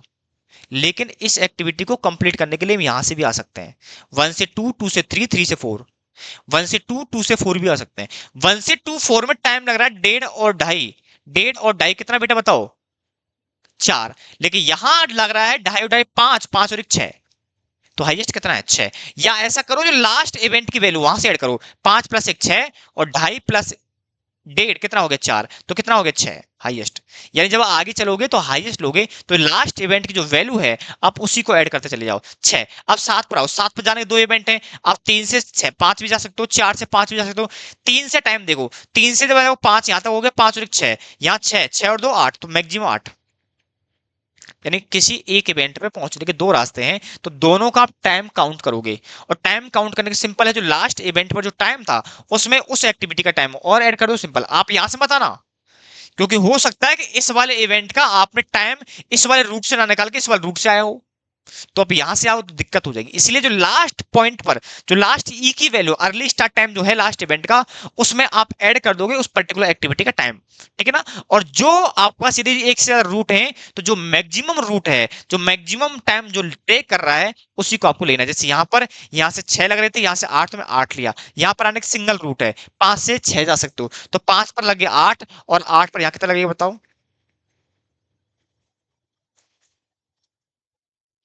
5 से एक ही रूट है, 5 से 6, तो 5 पर 8, और 8 और 3 11। यहां पर आने के लिए दो रूट हैं, 5 से 7 भी जा सकता हूँ, 6 से 7 भी जा सकता हूँ। तो 6 तक टाइम कितना लग गया? 11। 11 और डेढ़ कितना हो गया? 12.5। यहाँ कितना? 8, और 8 और डेढ़ कितना हो गया? 9.5। तो मैक्सिमम कितना है? 12.5। और लास्ट का भी ये भी रहेगा 5, क्योंकि अब लेटेस्ट फिनिश टाइम क्या है? इस इवेंट का फिनिश टाइम क्या बताओ? 12.5। अब 12.5 से मुझे 6 पे जाना, तो 6 पे जाने का एक ही रास्ता है, तो 7 से 6 पे जाऊंगा, तो मुझे सब्सट्रैक्ट करते हुए जाना है। और यदि किसी इवेंट पर पहुंचने के एक से ज्यादा रास्ते हैं, तो जो मिनिमम आ रहा है वो ड्यूरेशन लेना है। ठीक है? तो 7 से 6 पे जाऊंगा, तो आएगा 11। ठीक है? अब मैं 5 पे दो जाने के रास्ते हैं, 6 से 5 पर भी आ सकता हूँ, 7 से 5 पे आ सकता हूँ, दोनों जो मिनिमम है। तो 11 से 3 गए, कितना बचा? 8। 11 से 3 कितने? 8। यहाँ 12.5 से डेढ़ गए, तो कितना बचा? 10। तो मैं जाऊंगा मिनिमम पर, तो 8। ठीक है? 8 से 5 से 4 पर एक ही रास्ता है, तो 8 में दोगे 6। अब मैं 3 पर जाना चाहता हूं, तो 3 पे दो रास्ते हैं, मैं 4 से भी जा सकता हूं, 5 से भी जा सकता हूं। तो मैं यदि 4 से देख के देखूं, तो 4, 6 में से एक गया तो 5, यहां से 8 में से एक गया तो 7, तो कम कितना है? 5। मेरी बात समझ में आ रही है? यहाँ से दो रास्ते हैं, 3 से भी जा सकता हूँ, 4 से भी। 4 में से डेढ़ लेस करूंगा, कितना आएगा? 5 इन 4.5। ठीक है? यहां से लेस करूंगा तो 5 में ढाई गया, तो ढाई, मिनिमम कितना? ढाई। ये जीरो आएगा। तो आपको ऐसे ई और एल की, जब भी ई की वैल्यू निकालोगे, तो आपको फॉरवर्ड वे में चलना है, ऐड करते हुए चलना है। ऐड हमेशा लास्ट एक्टिविटी का ड्यूरेशन में ऐड करोगे। और यदि एक से ज्यादा आपके पास इवेंट में जाने के रास्ते हैं, तो दोनों इवेंट की ड्यूरेशन लोगे, और जो दोनों में से ज्यादा होगा वो लोगे। जब आप क्या निकालोगे? एल की वैल्यू निकालोगे, या latest early time finish time निकालोगे, तो आप हमेशा सब्सट्रैक्ट करते हुए आओगे पीछे से। और आपको यदि किसी इवेंट पर आने के दो रास्ते हैं, तो आप उस केस के अंदर अब दोनों जो मिनिमम ड्यूरेशन है वही आप काउंट करके चलोगे। ठीक है? ये आपका डायग्राम हो गया। तो ई और एल की वैल्यू निकालना सीख गए आप लोग, मुझे लगता है आपको ये बात क्लियर होगी। आपको इसमें कोई डाउट है पूछ लो फटाफट से, ये सब में कॉमन होने वाला है, ये सब में कॉमन होने वाला है। ठीक है? आज मैं फ्लोट तक लेके चलूंगा, आपको फ्लोट तक लेके चलूंगा। थोड़ा लेक्चर बड़ा होगा, लेकिन थोड़ा मैं फ्लोट तक लेकर चलूंगा। ठीक है, या थोड़ा सा हम 5 मिनट का ब्रेक ले लेते हैं, देन उसके बाद फिर इस पर चर्चा करते हैं, ठीक है। चलो 5 मिनट ब्रेक ले लो आराम से आप लोग, और इसका सेकंड पार्ट में आज ही डालने वाला हूं, क्योंकि थोड़ा ड्यूरेशन बड़ा हो जाएगा, इसलिए कोशिश हमारे पास एक रखें हम लोग। चलिए बच्चों, अब देखो क्या है, हमने इसमें क्या क्या निकाला है वो देख लेते हैं ना। इस थोड़ी सी चीज को यहाँ से मैं हटा दूं, बिल्कुल कच्चा हो रखा है, ये आपने नोट कर लिया होगा, कहीं लिख लेना इसको, जो मार्जिन पेज है उस पर डाल लेना इसको। अब देखो इसमें हमें क्या क्या निकालना है। नेटवर्क डायग्राम बन गया, calculate critical time. Critical time का मतलब है जो उस प्रोसेस को कंप्लीशन टाइम है, तो मैं ऐसा कह दूं उसको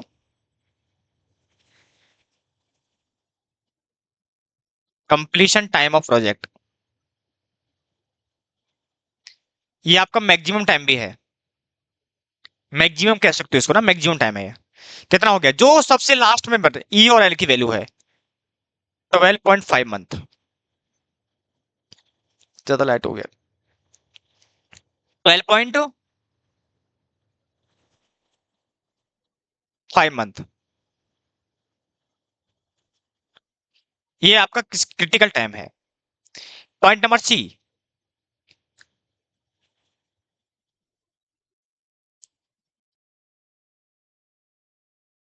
find out critical path. Critical path का मतलब है आपको वो वाला रूट जहां से आपकी दोनों एक्टिविटी क्या आ रही है, ई और एल जीरो आ रही है, सॉरी बराबर आ रही है। जैसे ये रहा, कलर कौन सा लूं यहां से, चलो मैं इसमें कलर चूज कर लेता हूँ ना एक, ये वाला, ठीक है। चलिए ये वाला जहां जहां आपका आपका बराबर ई और एल जीरो आ रही है, ये रहा, सॉरी ये आ रहा है, ये रहा, बराबर आ रही है, जीरो नहीं सॉरी बराबर आ रही है, ठीक है ना। बेसिकली यहां से भी है, आप यहां से भी लेके जा सकते हो, लेकिन अब आपको यहां से लेना पड़ेगा। आप इसको यहां से भी लेके जा सकते हो कि यहां से भी बराबर आ रहा है, आप इसको अब यहां से लेके जाओगे, अब आप यहां से लेके नहीं जाओगे, यानी कि आप यहां से लेकर के नहीं जाओगे, तो मेरे पास क्रिटिकल पाथ कितने होंगे देखो।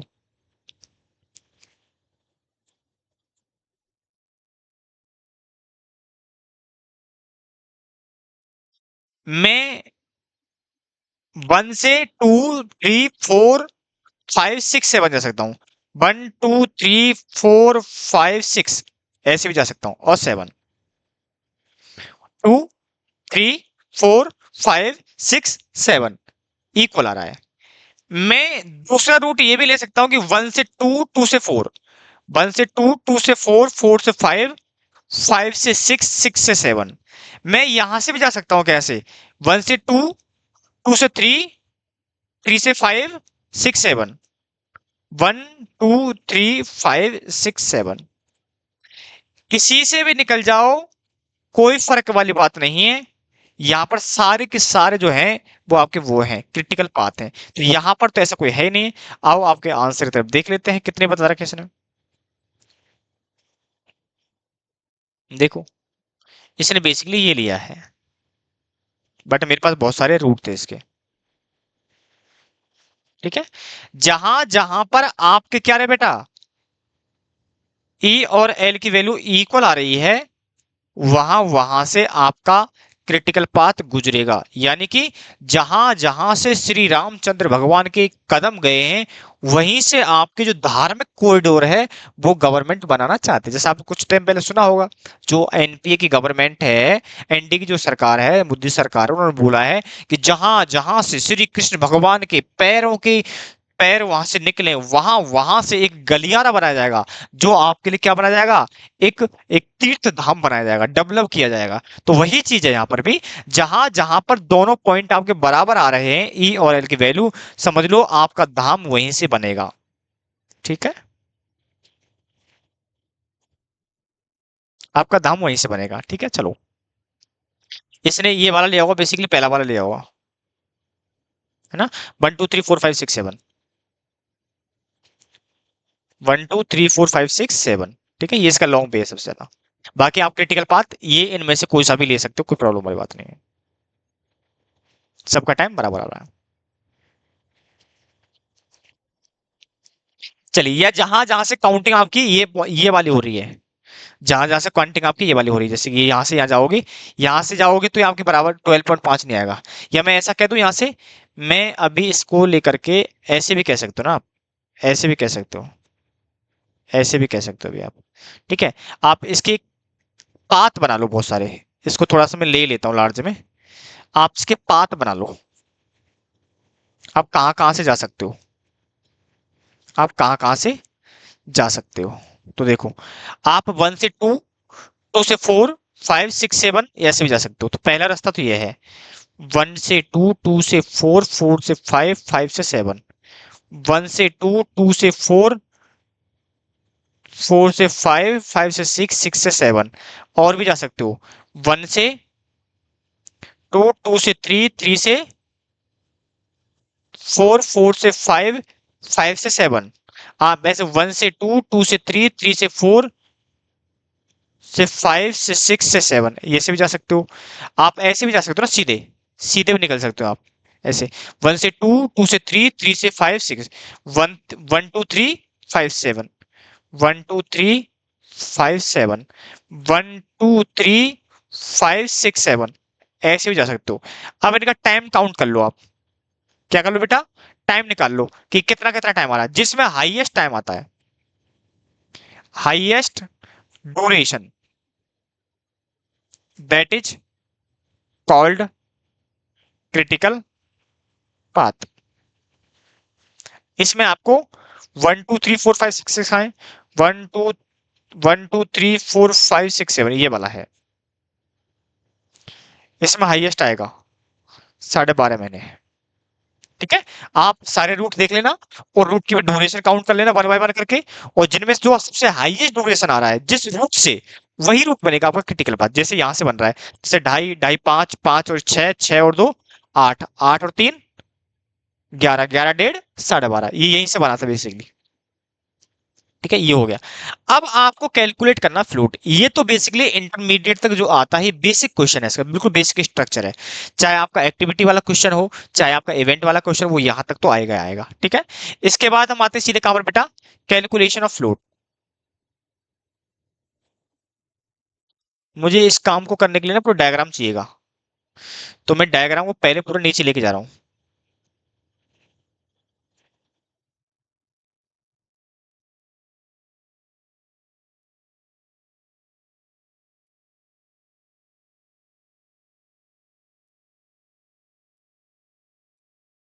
मैं डायग्राम लेके आ गया, ठीक है, ये ऊपर का डायग्राम है। अब मैं यहाँ क्या बताऊं बेटा, बताओ, calculation of float. Float, float का मतलब क्या होता है पहले ये समझना है। फ्लोट का मतलब है, हम इस क्रिटिकल पाथ को इतने टाइम तक हम इसको थोड़ा सा रिसोर्सेज को और यूज करके, या एडिशनल रिसोर्सेज लगा करके हम इसके इतने दिन और कम कर सकते हैं। जैसे मान लो आपका जो फ्लोट आता है, फ्लोट जो आता है, फ्लोट कई तरीके के, हम डेफिनेट फ्लोट की बात कर रहे हैं। मान लो आता है 0 1 2 0 3, इसका मतलब ये है, ये जिस एक्टिविटी का आ रहा है, जैसे ए से बी है, या ए है, बी है, सी है, डी है, ई है, इसका मतलब ये है कि एक्टिविटी नंबर बी को हम एक दिन कम कर सकते हैं। कम कैसे कर सकते हैं कि उस काम को हमें पहले करना पड़ेगा, और पहले करने के लिए हम क्या कर सकते हैं कि दूसरी एक्टिविटी की रिसोर्सेज को, यदि कोई रिसोर्सेज, जैसे मान लो दो एक्टिविटी, एक तो है ए एक्टिविटी, एक है बी एक्टिविटी, ठीक है, एक है ए और ये है ए, इसको 3 दिन लगते हैं, इसको 4 दिन लगते हैं। तो बोला कि ये एक, और यहां से दोनों को मिलाने के बाद यहां से सी एक्टिविटी स्टार्ट होती है। तो यानी कि कहने का मतलब क्या है, बोला कि जब दोनों खत्म होंगे ना तब सी स्टार्ट होगी। तो मुझे बताओ, ये तो 3 दिन में काम करके बैठ गए, लेकिन ये एक्टिविटी तब तक स्टार्ट नहीं हो सकती जब तक आपकी बी खत्म ना हो जाए। तो बी खत्म कितने दिन में हो, 4 दिन में। तो क्या मैं ऐसा नहीं कर सकता, इसकी लेबर को उठा के जो एक दिन फ्री बैठी है उसको यहाँ यूज कर लूं। तो ये काम भी आपका एक दिन पहले हो सकता है, और यदि एक दिन पहले हो गया तो ये एक्टिविटी ऑटोमेटिक एक दिन कम हो जाएगी।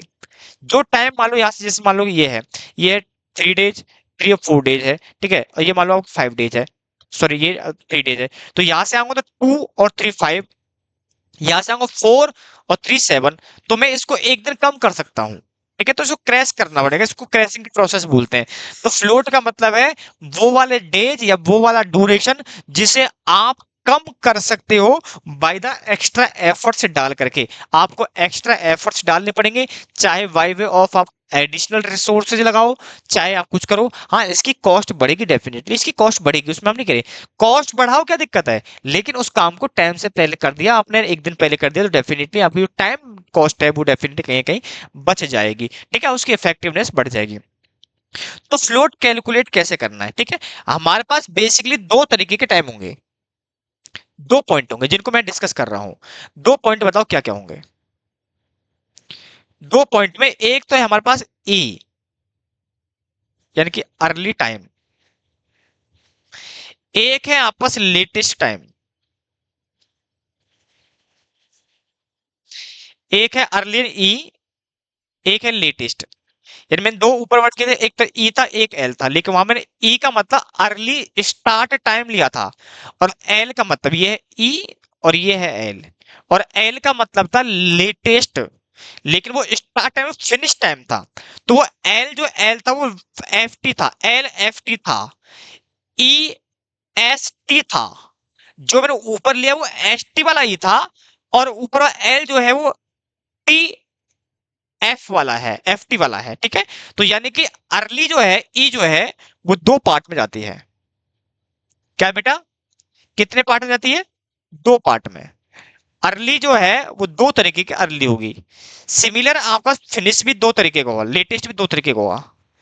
एक तो है अर्ली स्टार्ट टाइम, जो आपने ऊपर लिया था, यानी ई का स्टार्ट टाइम और ई का finish time, finished time. Similar यहां पर भी होगा, इसका भी स्टार्ट टाइम होगा और इसका भी फिनिश्ड टाइम होगा। हमने एक्टिविटी ऊपर जो निकाला था वो हमने निकाला था अर्ली स्टार्ट टाइम। मैं क्या मेरे बच्चे ऐसा कह दूं,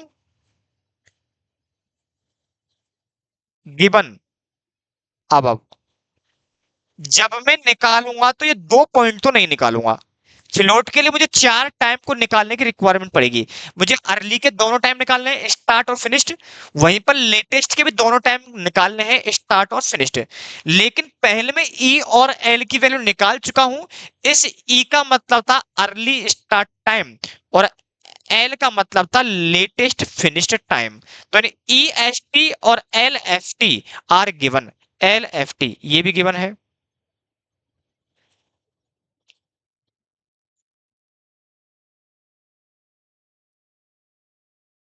बोलो, क्या ये आपको अलग से निकालने की जरूरत है। आंसर है नहीं, इनको मुझे निकालने की कोई जरूरत नहीं है, ये काम ही नहीं कर रहा। इनको मुझे अलग से निकालने की जरूरत नहीं है, मेरी बात क्लियर है। लेकिन इसको तो निकालना पड़ेगा।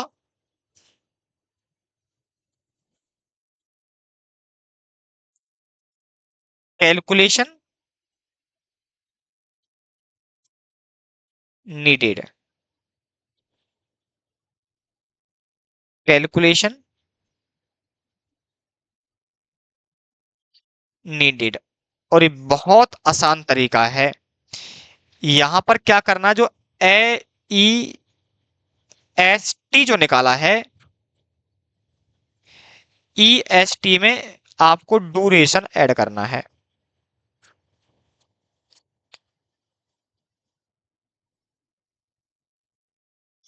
यहां पर आपको जो आपने ये निकाला है एल एफ टी जो निकाला है, इसमें से आपको ड्यूरेशन लेस कर देना है। मैं चीज को आपको बेहद आसान बना रहा हूं। आपको जो रटने का तरीका था ना कि भैया ये है ये होगा, वो कैसे है वो कैसे, वो नहीं करना आपको ना। ये दोनों फिगर्स गिवन होंगे आपके पास, और ये वाले फिगर्स आपको निकालने पड़ेंगे।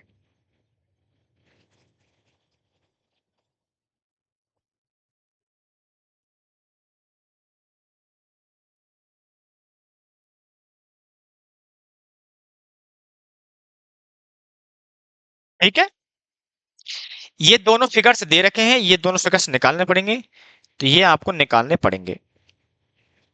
तो कहने का मतलब ये है, जो इसकी वैल्यू आई है इसमें टाइम ऐड कर दो तो ये निकल के आ जाएगा, इसमें से टाइम लेस कर दो तो ये आ जाएगा। ठीक है, कोई दिक्कत वाली बात नहीं, कोई प्रॉब्लम है क्या? जब आप मैट्रिक्स बनाओगे तो ये आपको थोड़ी सी दिमाग में रख करके करने पड़ेंगे। ठीक है, तो हम सबसे पहले ये चीजें निकालेंगे, उसके बाद निकलेगा हमारा टोटल फ्लोट। क्या निकलेगा मेरे बच्चे? Total float. फिर निकलेगा फ्री फ्लोट। ये हो गया point number 1। Calculation of duration of E F T and L S T, क्योंकि मुझे चारों टाइम निकालने थे, चारों निकल करके आएंगे। ये पॉइंट नंबर था 1। ठीक है, या इसको स्टेप नंबर 1 दे दो, स्टेप नंबर 1, क्योंकि ये आपका थोड़ा सा रिवीजन चल रहा है इसलिए थोड़ा सा, अदरवाइज रेगुलर में ये पर्टिकुलर सिस्टमेटिक चल रहा होता। स्टेप नंबर 2 ले लो, कैलकुलेशन ऑफ फ्लोट। फ्लोट में भी पहला है टोटल फ्लोट, दूसरा है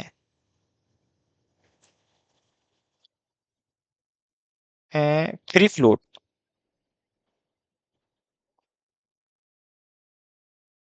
तीसरा है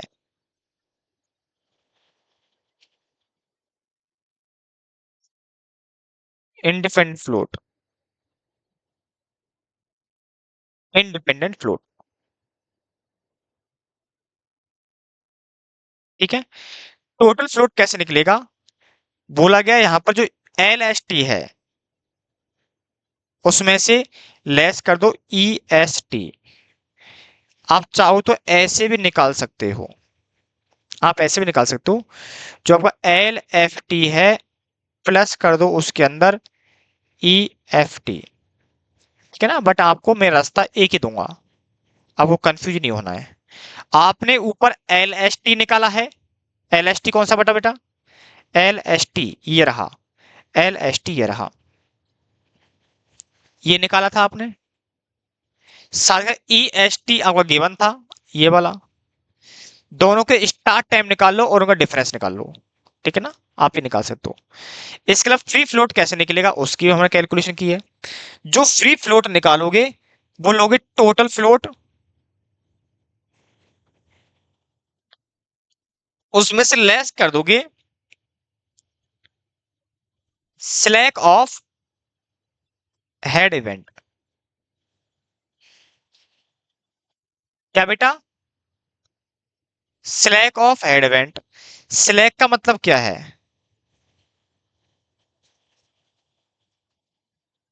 डिफरेंस, डिफरेंस। क्या बेटा? Difference of E and L values of activity.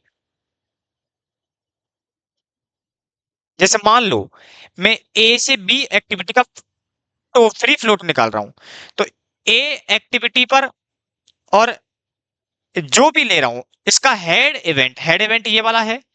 यहाँ पर ई और एल की वैल्यू मैंने निकाली होगी, ई और एल वाला डायग्राम वाली, ये डायग्राम है, जैसे मान लो ये है तो ये है, तो यहाँ दोनों को डिफरेंस कितना आ रहा है ई और एल का? तो यहाँ आ रहा 0, तो ये है स्लैक। मेरी बात समझ आ रही है?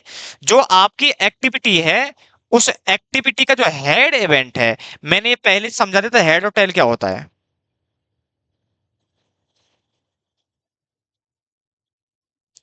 इसको बोलते हैं क्या बेटा? Head event.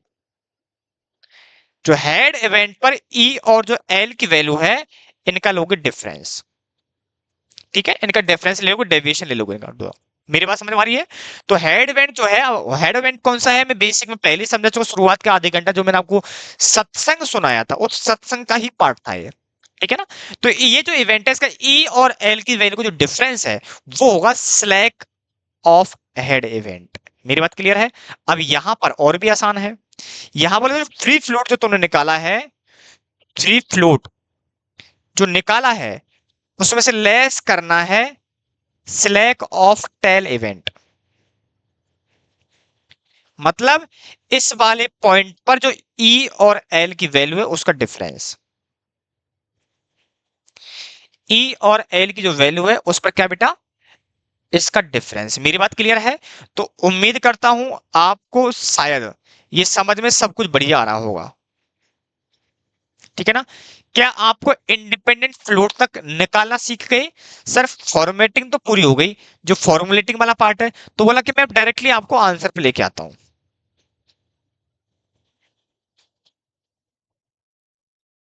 देखो ये रहा ई एस टी, ये मेरे बच्चे गिवन होता है, और लेटेस्ट फिनिश टाइम ये भी गिवन होता है।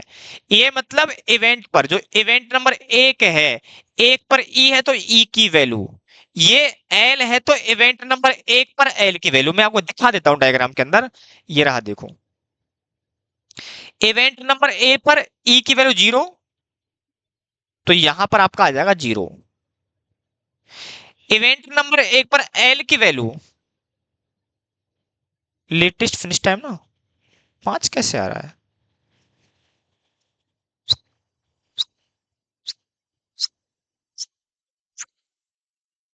लेटेस्ट फिनिश टाइम, अच्छा एक्टिविटी है तो